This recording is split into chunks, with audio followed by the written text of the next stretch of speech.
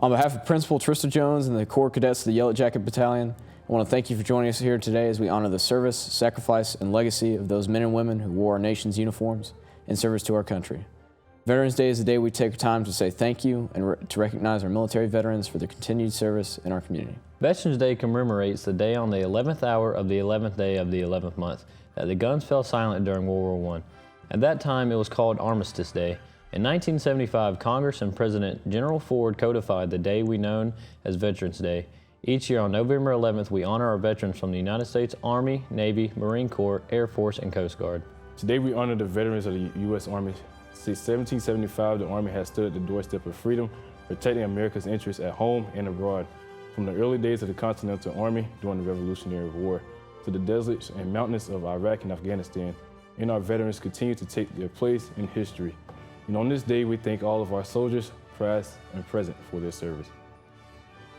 Today we honor the veterans of the U.S. Navy. From their early history in the battles of the barbaric pirates as the Continental Navy during the Revolutionary War to its epic battles during World War II in the Battle of Midway and the Battle of Okinawa.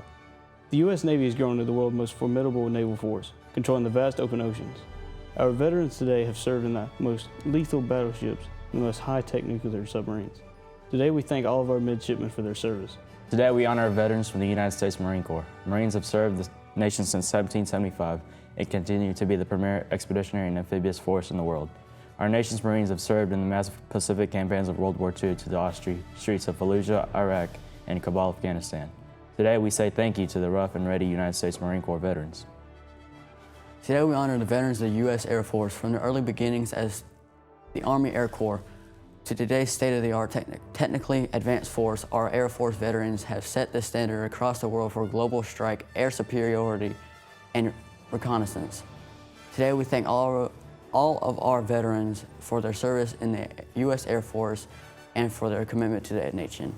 We also honor those veterans who served in the United States Coast Guard. These men and women have safeguarded the American people, promoted national security, border security, and economic prosperity in a complex and evolving maritime environment since 1790.